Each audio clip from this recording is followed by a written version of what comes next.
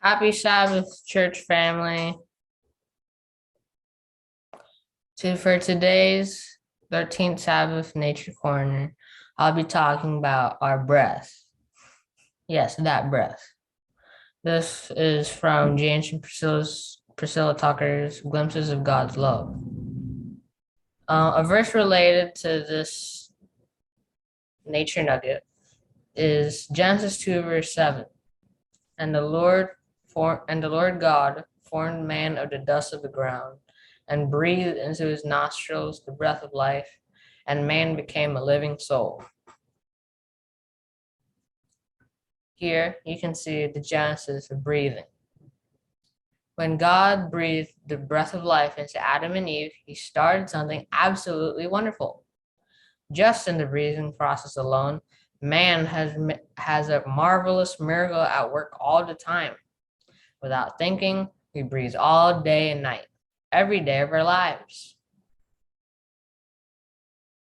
How many breaths do we breathe? Just while resting, a man breathes an average of 17,300 times every day. When you realize that, that averages to about 6 million breaths a year and about 500 million breaths in a lifetime. That's a lot of breathing. A woman, on the other hand, breathes about 28,800 times per day, or more than 10 million times per year.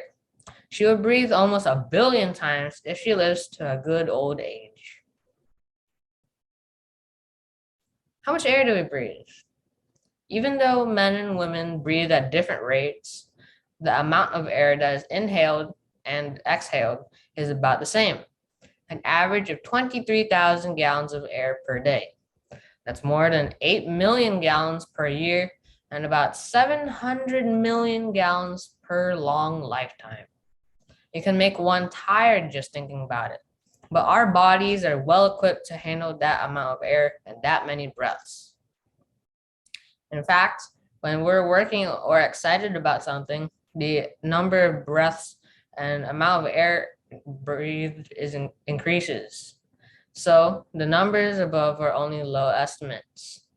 Do you see what Jesus started when he gave Adam that first breath? The diaphragm, the motor that does the work of breathing for us, however, is not our lungs, but the diaphragm, the big muscle between our chest and stomach. The lungs are simply very efficient and wonderful air sacs. The diaphragm is the force that fills the lungs with fresh air and expels the stale air.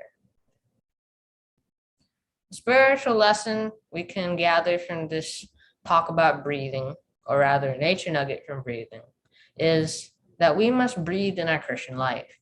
Prayer has been called the breath of the soul. How many times a day do you pray? And how much of that life giving love and light of Jesus do you take each time you pray? The answers to these questions reflect your spiritual well being. So make sure your answers are the right ones. That's it for my Nature Corner church family. And thank you for listening.